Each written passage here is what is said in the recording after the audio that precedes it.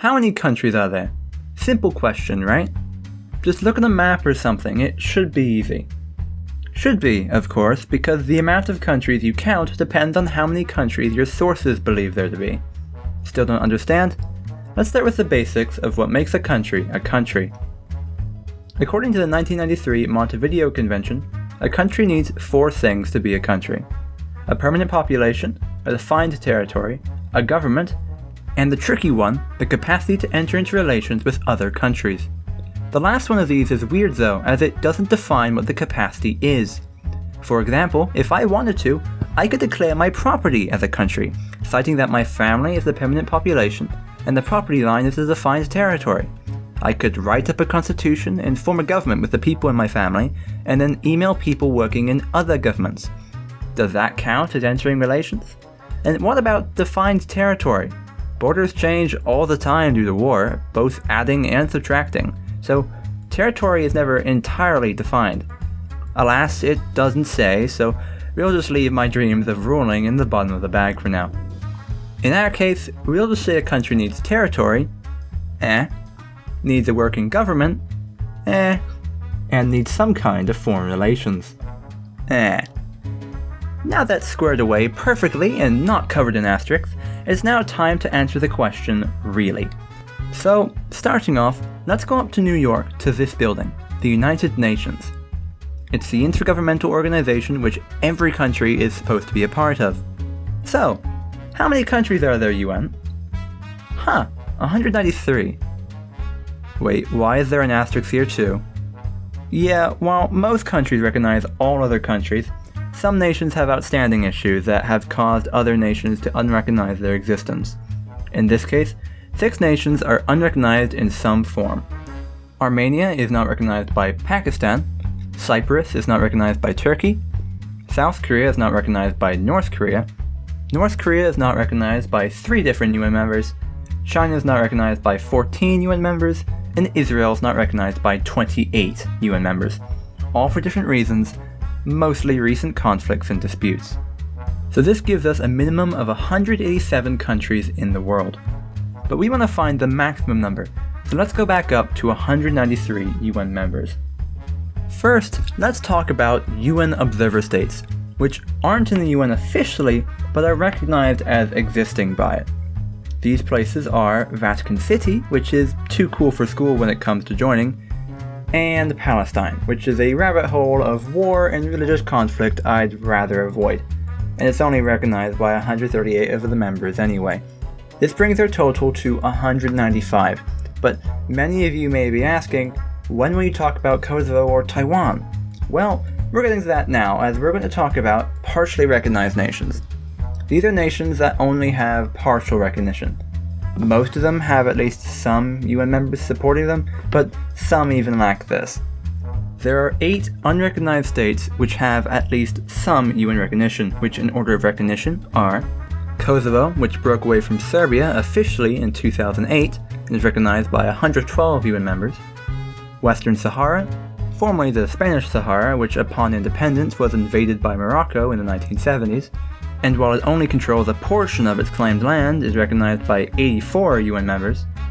Taiwan, officially the Republic of China, where the old government of China retreated to the island of Taiwan during the Chinese Civil War and rebuilt itself on the island.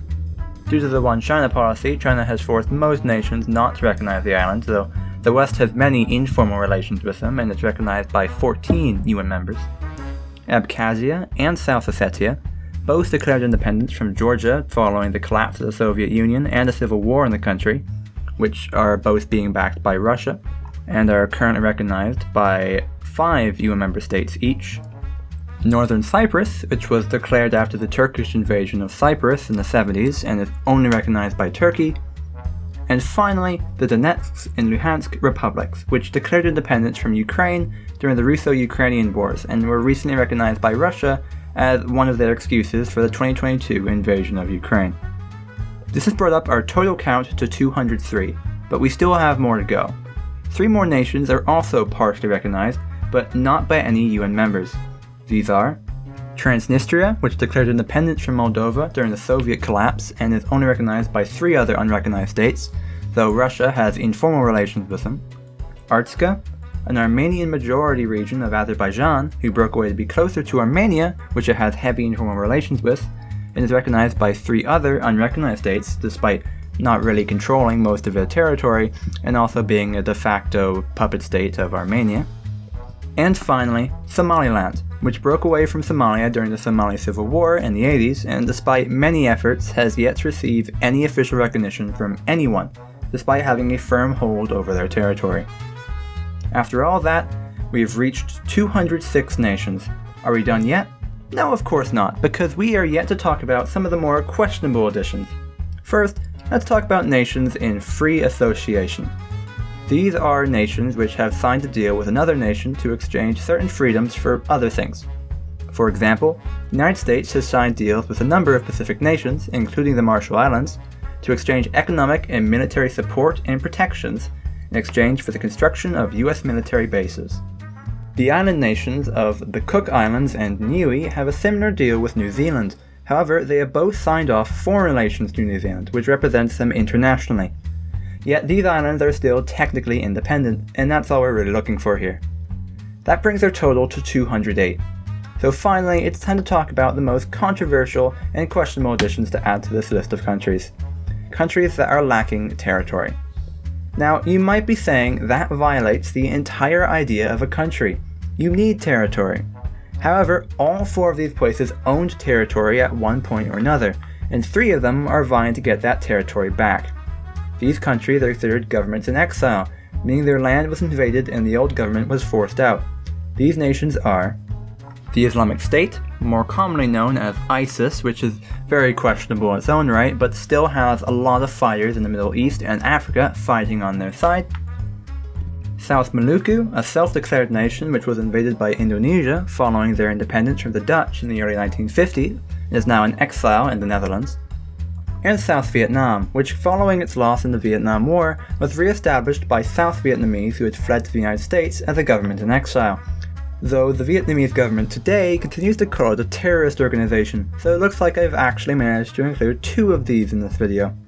And finally, the odd one out, the Military Order of Malta. Despite its name, it doesn't actually control any of Malta, having been kicked out of power on the island centuries ago. It also isn't trying to get the island back, and despite not owning any territory, continues to maintain relations with many nations, so it's often referred to as a country in many regards despite not really being a country at all. So finally, we've reached the end. 212 is our final count to recognize every UN member, every partially recognized state, and even recognize the existence of countries which don't even really count. So there's your answer, past me. It's anywhere from 187 to 212. You pick.